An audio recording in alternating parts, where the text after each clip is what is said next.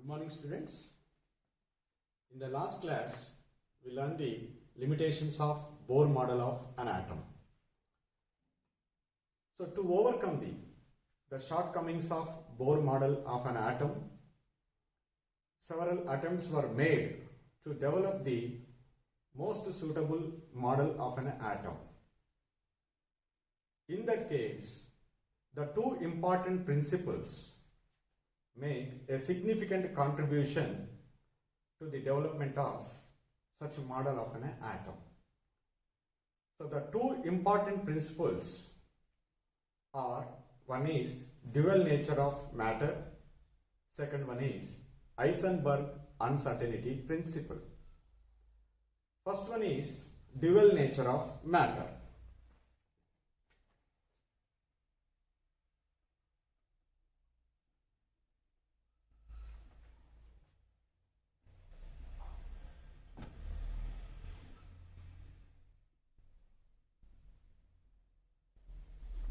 So we know that Einstein already suggested that the light exhibits dual character, that is wave character as well as particle nature. Just like light,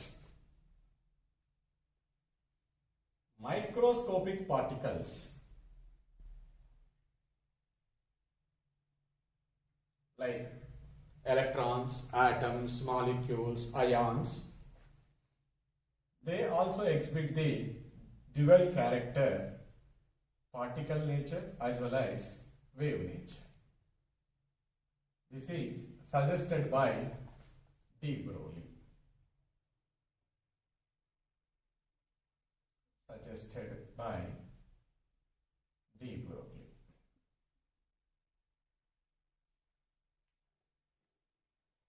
So, according to de Broglie, the microscopic particles exhibit the dual character. One is wave in nature as well as the particle in nature.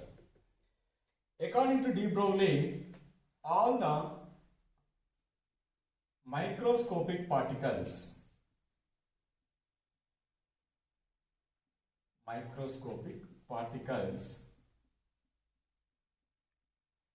in motion possess wave characteristics.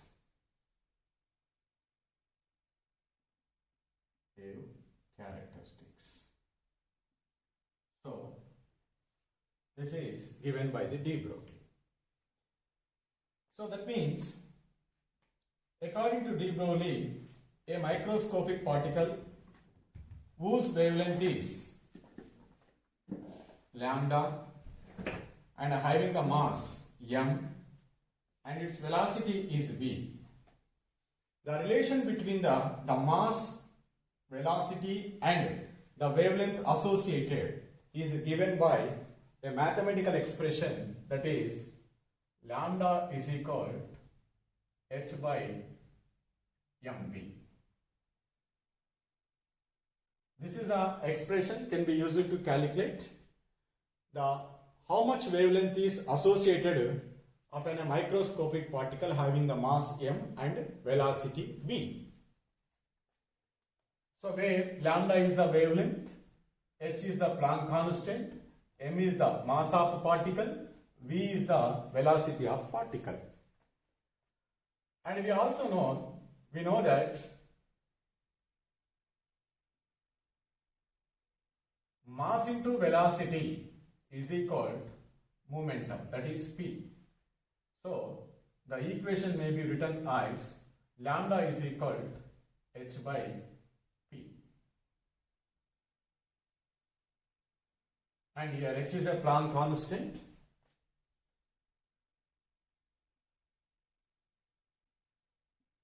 Whose value you know very well, that is 6.63 into 10 to the power of minus 34 joule second.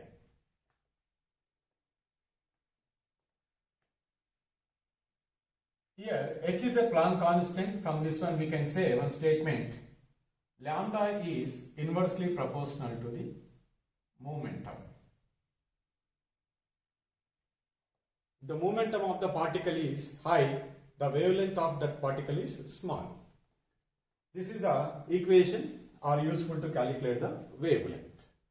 And whatever the wavelength is obtained, that is generally called de Broglie wavelength, and the waves are called de Broglie waves. How do we get this relation? The derivation of de Broglie wavelength. So you know very well, according to Planck quantum theory, the energy of a proton, that is E is equal to h nu, according to Planck's. According to the Einstein, the energy and mass are related as E is equal to mc square. So then, by equating these two, h nu is equal to mc square. In the place of nu, you can substitute nu is equal to c by lambda, then mc square. Then by rearranging and cancellation the terms, we get lambda is equal to h by mc.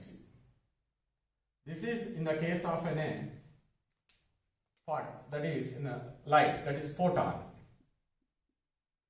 Whereas in the case of the microscopic particle having mass m, velocity v, we get an equation lambda is equal, in the place of c just we substituted velocity v. Now this is the equation for microscopic particles. For microscopic particles.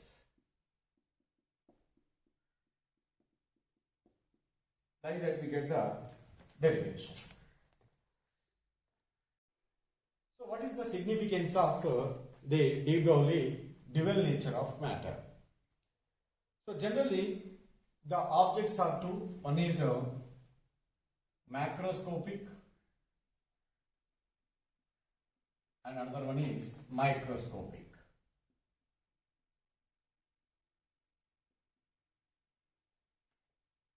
So microscopic means electron, protons, atoms, molecules, ions, like that. Macroscopic means in our daily life we can come across so many objects. That comes under macroscopic.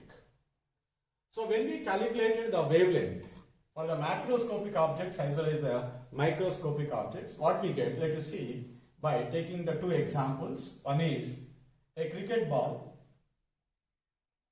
and an electron. If both are travelled with the same speed, let us consider 10 to the power of 6 meter per second and 10 to the power of 6 meter per second. And the mass of this macroscopic particle is 10 grams. And here, in the case of this microscopic particle, the mass of electron, 9.1 into 10 to the power of minus 31 kg. So then what is the wavelength? So you know very well, in both the cases we can apply the relationship lambda is equal to h by mv. Sorry, here lambda. Here also lambda is equal to h by mv. Substitute the value of mass and velocity and Planck constant. In the case of the macroscopic particles, so you get the value approximately 7. In the case of the macroscopic particle, you get the value is 6.63 into 10 to the power of minus 38 meters. Whereas in the case of electron, you get 7.28 into 10 to the power of minus 10 meters. This is the wavelength of an electron, wavelength of a cricket ball. So from these two, what we concluded, in both the cases, both the particles, macroscopic as well as the microscopic particle, both are associated with the wave nature. But here, In the case of the macroscopic particle, the wavelength associated is very, very small in air. But whereas in the case of the microscopic particle, whatever the wavelength associated, it is considerable is there. So from these two values, what we concluded is generally the macroscopic particles do not exhibit the dual character because the wavelength is very small. It is not easy to measure. But whereas the microscopic particle, in addition to their particle character, they can also exhibit the wave character. And that means, so the macroscopic particle not having any physical significance, but comes to the microscopic particle, there should be some significances exist. And one more important, this whether these microscopic particles are having the dual character or not, that is clearly verified by Davison-Germer experiment. You might be learn, okay, in future in your physics, okay. And because of that dual nature, it was used in the electron microscope. So, which is a powerful tool and sophisticated powerful tool useful in the modern scientific research. It can magnify, it is achieved the magnification nearly 15 million times. So, by that one we can conclude it. So, the microscopic particles possess the wave character in addition to their particle character. So, the next principle is Heisenberg uncertainty principle. What is Heisenberg uncertainty principle? This principle states that it is not possible to determine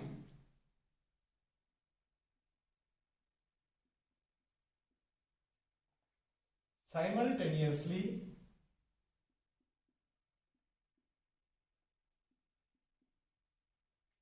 the position and momentum of microscopic particle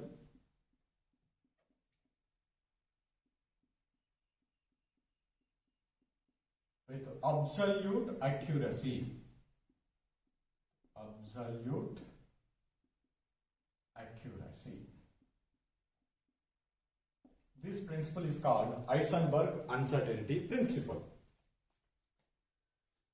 Mathematically, it is expressed as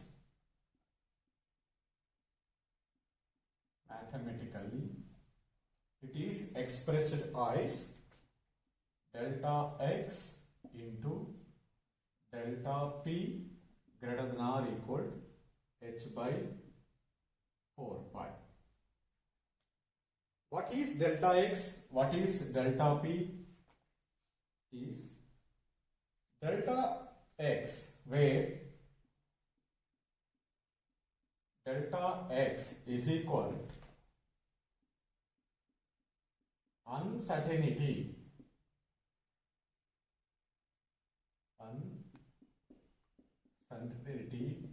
in position, delta p is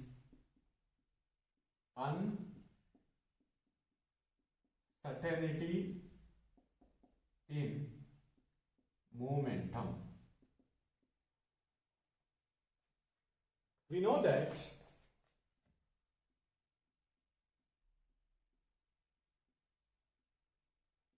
momentum is equal to mass into velocity. Now, uncertainty in momentum results uncertainty in velocity because the mass of the particle remains constant. So that we can substitute in that equation, then we get delta x into m into delta v greater than or equal h by 4 pi. So this is also an equation is useful to calculate uncertainty in position or uncertainty in velocity.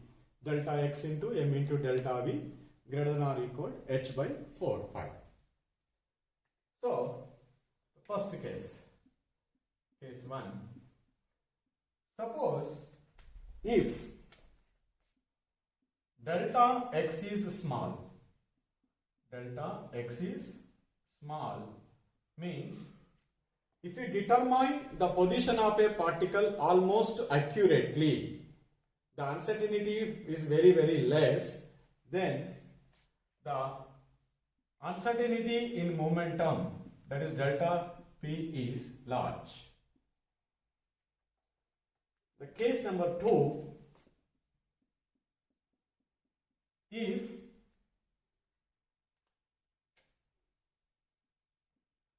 delta p is small,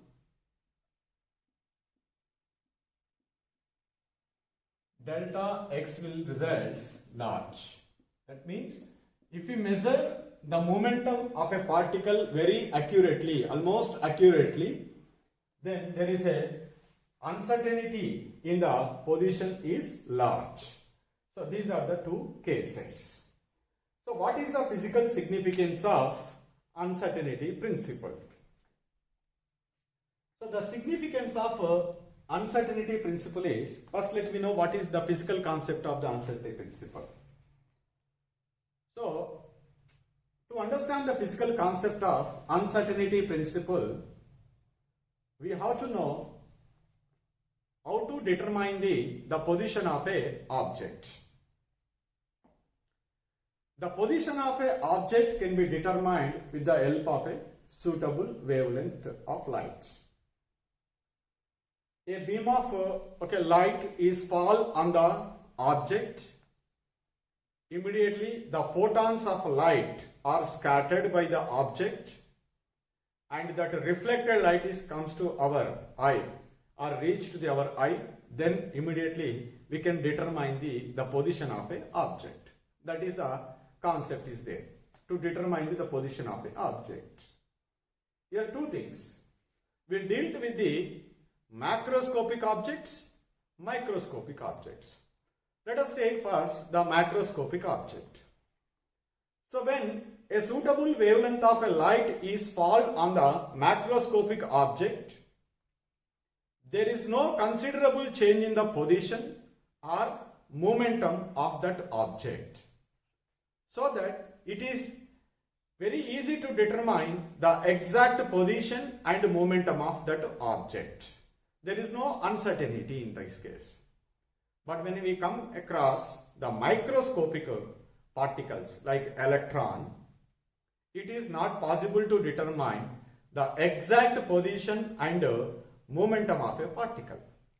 The reason is, for example, an electron is revolving around the nucleus in this path.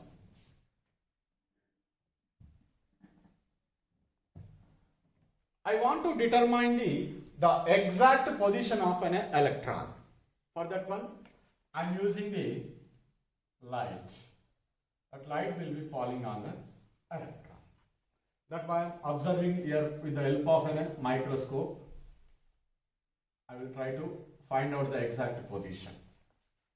Whenever the photon of that light can be strike the electron, immediately what we are expected, without the knowledge, what we are expected, this electron can be revolving around the nucleus in this particular path. This is the expected path. This is. But the electron never circulated in this path. Immediately it changes its path, and momentum also will be changes. And that means when we are trying to determine the exact position of an electron, so there is a large change in the momentum. That's why it is not possible to determine the exact position and momentum of a microscopic particle. Suppose a wavelength of a smaller wavelength of light is used to determine the position of an electron accurately. We know that the relation, the lambda, is inversely proportional to the momentum. When we are trying to use the small wavelength of a light to determine the exact position of an electron, that smaller wavelength of a photon, whenever it strikes the electron, immediately the momentum completely transferred to the electron in a greater amount, so that the momentum of electron is completely changes, and that means there is a large uncertainty in the determination of momentum. So in order to prevent the large uncertainty in momentum of that electron, what we have to do? Just that we have to increase the wavelength of a light, or we have to minimize the momentum. The change in momentum we have to be minimized. Whenever the change in the momentum to minimize, definitely we have to use the longer wavelength of a light. When we are using the longer wavelength of a light, okay, there is a possibility to reduce the momentum. The change in the momentum is very, very less, but we cannot determine the exact position. So if you want to determine the position of an electron accurately, there is a large change in the momentum. If you want to determine the momentum of a particle exactly, okay, then there is a large change in, okay, the uncertainty in position. So that's why it is not possible to determine the position of a microscopic particle and momentum of a particle so simultaneously with absolute accuracy. Definitely there should be some uncertainty. So then somebody may raise the question, so no instrument can find the exact position and momentum of an electron. Okay, it is not because of lack of sophisticated equipment, but the reason is, without disturbing the microscopic particle like electron, we cannot determine its position, because whenever a photon can be striking on that one, immediately it changes the momentum. So that's why the microscopic particles, okay, always when they are disturbed, then only it is possible to determine their position. So this is we call in the science, okay, fundamental limitation of nature. So, but when it comes to in our daily life, we can come across the macroscopic objects, just like said, okay, in the beginning. So whenever a suitable wavelength of a light fall on that one, so there is no change in the position or momentum of a particle.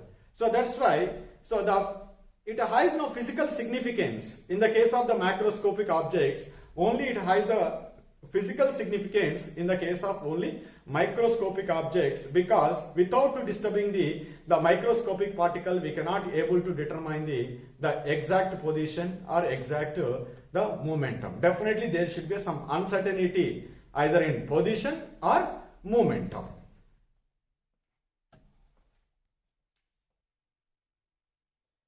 So after discussing the dual nature of matter and Heisenberg uncertainty principle, our next topic is quantum mechanical model of an atom.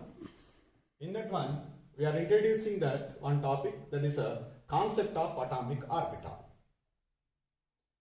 So far we discussed the two principles. One is the dual nature of matter and Heisenberg uncertainty principle. These two principles, okay, overruled the fixed circular orbits proposed by the Bohr. So then the scientists were started to thinking about the new approach which may explain the dual nature of matter and Heisenberg uncertainty principle. So this will be results into a new approach, okay, that is we called wave mechanics or quantum mechanics. Wave mechanics or quantum mechanics.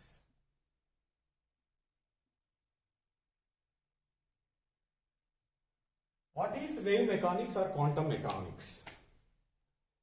So it is a branch of a theoretical science which can study the motion of microscopic particles by considering the wave nature as well as particle nature. That branch of science is called wave mechanics or quantum mechanics. It is a completely theoretical science. So first in the 1927, Schrödinger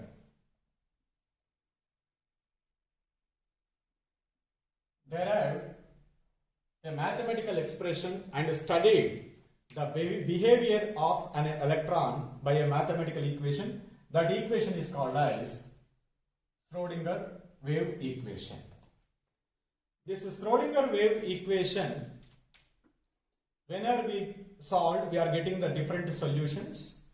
So one of the solution is related to the concept of atomic orbital. What is meant by that one?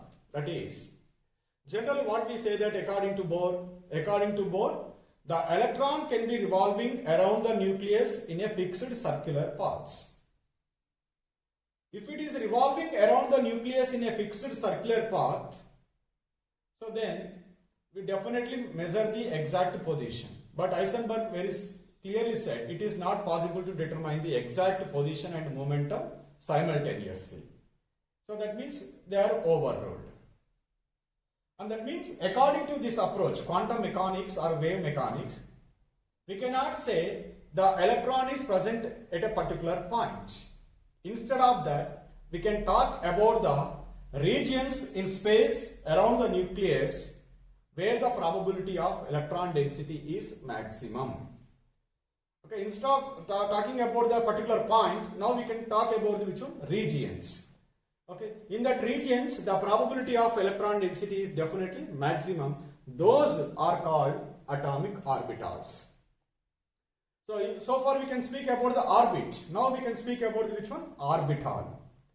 So an orbital may be defined as a region in a space around the nucleus where the probability of finding the electron is maximum. So an orbital defined as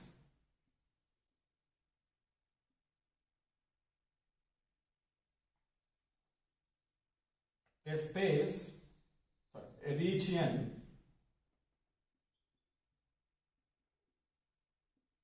in the space around the nucleus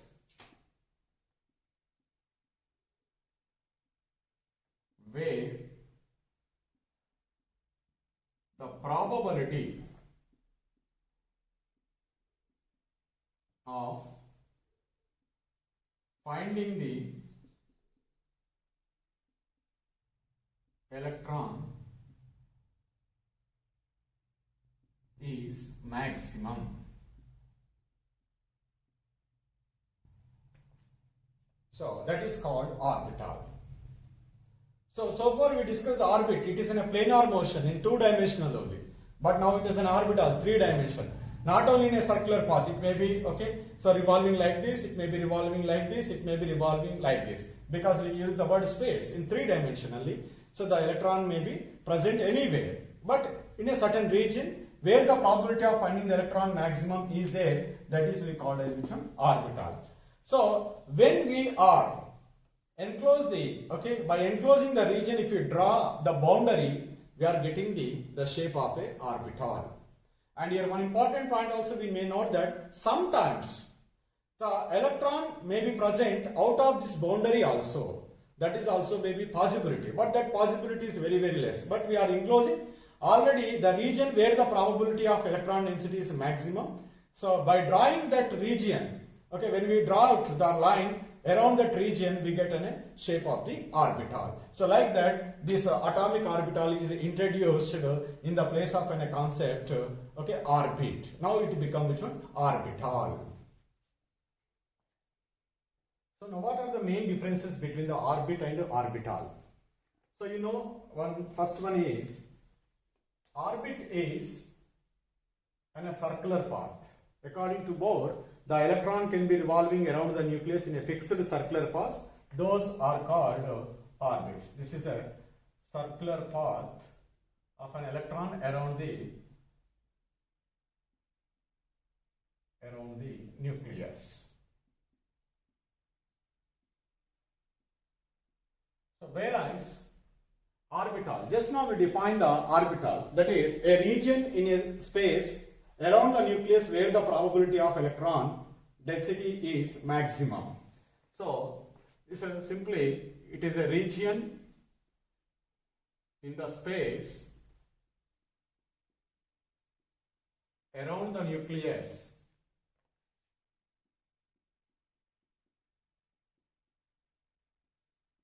where the probability of electron density is maximum. This is called orbital. And the second difference is So these orbits represent the planar motion of electron around the nucleus, whereas orbitals represent the three-dimensional motion of electron around the nucleus. That means it will be rotated like this, it will be rotated like this, but it is only two-dimensional. And all the orbits are circular. All are having the same shape. But when it comes to the different orbitals,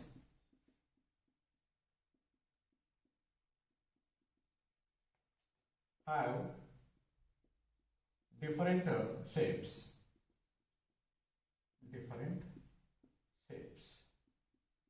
All are not same.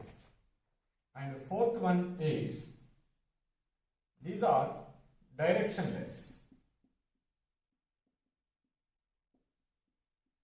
but these are direction in nature.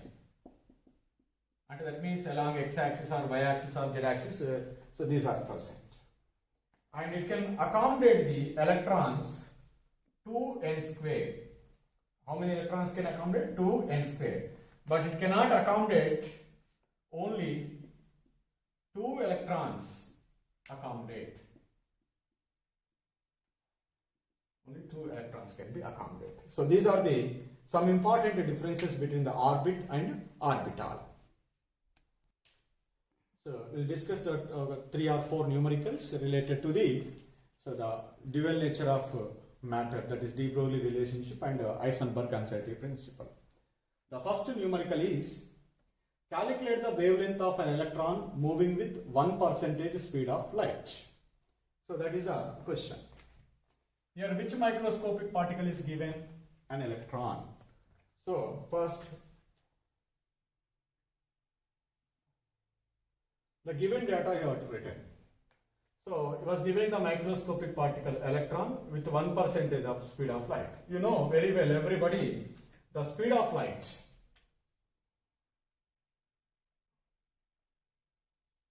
Speed of light is 3 into 10 to the power of 8 meter per second. What does he ask? Wavelength. Wavelength means lambda is equal. What is that? So, what is the formula to calculate the de Broglie wavelength? Lambda is equal to h by mv. You have to know the 3. What are that? Planck constant, mass of an electron, velocity of an electron. Planck constant, you know, h is equal to 6.63 into 10 to the power of minus 34 kg meter square second universe. What is the mass of an electron? Mass of an electron is equal to 9.1 into 10 to the power of minus 31 kg. What is the velocity? He was giving one clue. This electron can be moving with 1% speed of light. And that means in the 3 into 10 to the power of 8 meter per second, how much, with what speed that electron is moving? 1%. That is, we have to be calculated. So 3 into 10 to the power of 8 meter per second is 100%. Then in that 1% is how much? That is, simply we write 3 into 10 to the power of 8 meter per second divided by 100. We get 3 into 10 to the power of 6 meter per second. The velocity is, so 3 into 10 to the power of 6 meter per second. So then we can substitute in this one. Lambda is equal to h by mv. 6.63 into 10 to the power of minus 34 kg meter square second inverse divided by 9.1 into 10 to the power of minus 31 kg into velocity. How much we get? 1% of speed of light means 3 into 10 to the power of 6 meter per second. then lambda is equal to, by solving that equation we get 2.47, it is nearly, into 10 to the power of minus 10 meters. So this is the wavelength of an electron moving with 1% of speed of light.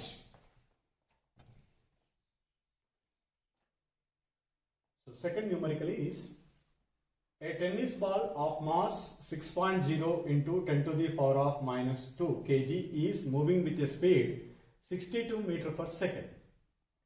Calculate the wavelength associated with the moving ball, and we also given second question, will the movement of this ball exhibit a wave character?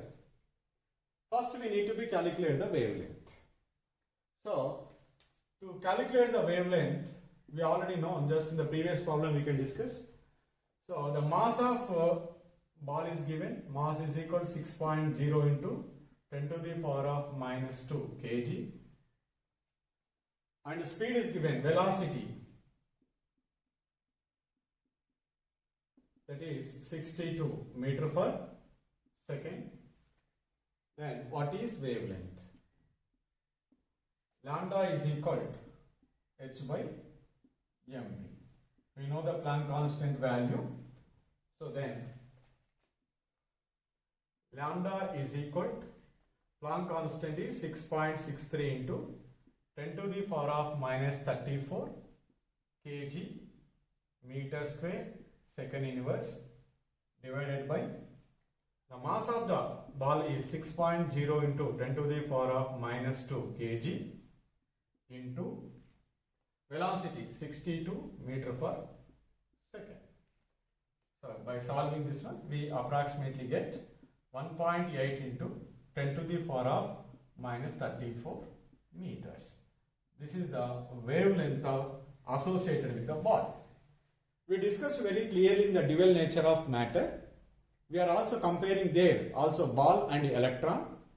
So in the case of this ball is a macroscopic object. So they exhibit the wave character, but their wavelength is very, very small. So that's it is not easy to measure. So we can say, so for this question, will the movement of this will exhibit a wave character or not? Okay, we can say the answer is simply, so no, because the wavelength is too small. This is the solution for this question.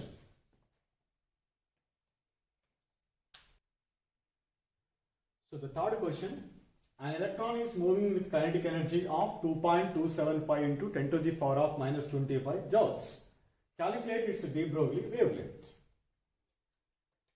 So it was given kinetic energy. Kinetic energy of electron is equal to 2.275 into 10 to the power of minus 25 joules. The particle is electron, and calculate its de Broglie wavelength. Lambda is equal to, what is that? What is the formula for lambda? Lambda is equal to h by mv. To determine the wavelength of an electron, we need to know the three. Planck constant known, mass of an electron is always constant, 9.1 into 10 to the power of minus 31 kg. Velocity was not given. That is first we have to determine. So we know that kinetic energy is equal to of mv square. From this one, so we can calculate the velocity. So simply kinetic energy is substituted, that is 2.275 into 10 to the power of minus 25 joules. We may also write as 2.275 into 10 to the power of minus 25 kg meter square second to the power minus 2. Then 2.275 into 10 to the power of minus 25 kg meter square second to the power minus 2 is equal to half into mass of an electron, you know very well, 9.1 into 10 to the power of minus 31 kg into v square. So from this one, the value, the velocity we have to be calculated, v is velocity.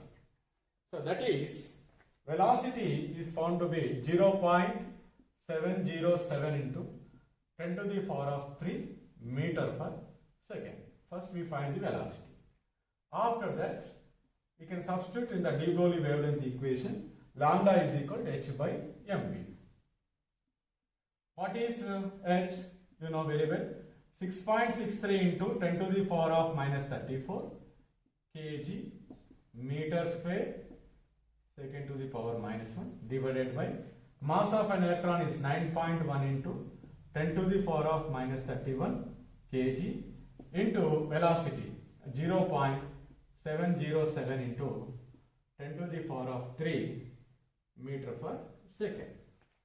Then by solving that equation we get lambda is equal to 1.062 into 10 to the power of minus 6 meters. So 26 you write 1.026 into 10 to the power of minus 6 meters. Then we get this is by doing 10 to the power of minus 9 meters 1026. 10 to the power of minus 9 meters means 1 nanometer, so that it becomes 1026 nanometers.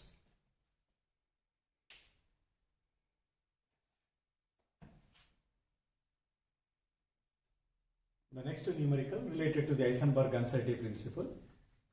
Calculate the uncertainty in the position of an electron if the uncertainty in its velocity is 5.7 into 10 to the power of 5 meter per second. So what is given? Uncertainty in velocity is given. So delta V is equal to 5.7 into 10 to the power of 5 meter per second. What does he ask? Uncertainty in position, that is delta x.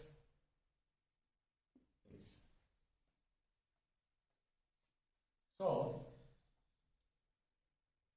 delta x into m into delta v greater than or equal to h by 4 pi. This is the relation we have to know. So to calculate the uncertainty in position, we need to know the mass of the particle, electron, so that we know the mass. Delta V is given, h is a Planck constant, pi is known 3.14. By substituting all this, we get the uncertainty in position. So delta x into mass of a particle 9.1 into 10 to the power of minus 31 kg into uncertainty in velocity 5.7 into 10 to the power of 5 meter per second is equal to Planck constant 6.63 into 10 to the power of minus 34 kg meter square second inverse divided by 4 into 3.14. By solving this one, we get uncertainty in position, that is found to be 1.012 into 10 to the power of minus 10 meters. This is the uncertainty in position of an electron. Next question is, an electron has a speed of 500 meters per second with uncertainty of 0.02%. What is the uncertainty in locating its position? So, given the speed of an electron is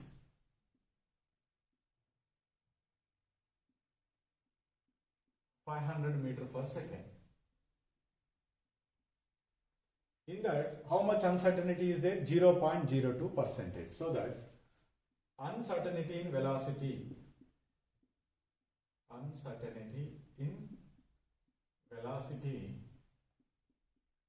is how much? First, that is delta V. We need to be calculated.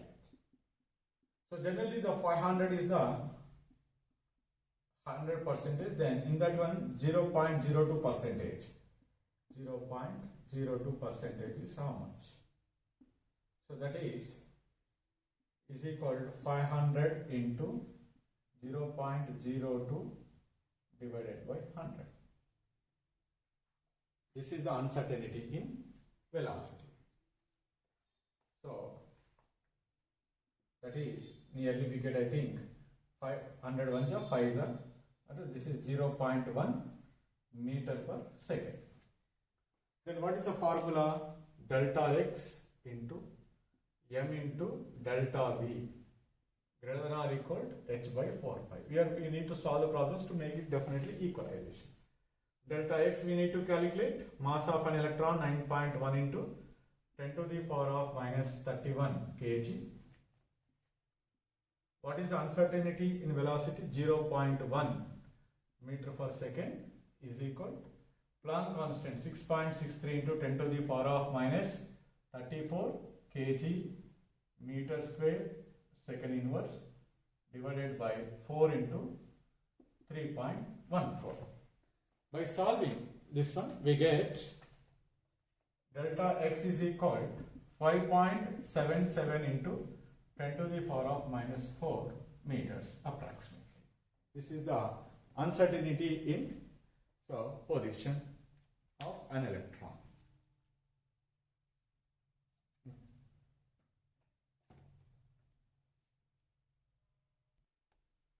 So in this class we learn the dual nature of matter and Heisenberg uncertainty principle, and these two principles how they are overruled the circular paths of orbits. So after that the quantum mechanics is developed. So this quantum mechanics, with the help of the quantum mechanics, so we are introducing the new term, that is atomic orbital. So we have already defined what is atomic orbital. So orbital is defined as a region in space around the nucleus where the probability of finding the electron is maximum. In the next class, generally the atoms. Hydrogen atom is consist of only one electron, whereas the other atoms are containing more than one electron. If more than one electron is possible, more number of orbitals are possible. I say simply all the orbitals do not have the same shape. Definitely they are different in some characteristic properties. So that how we are distinguish those orbitals, that is we discuss in the next class.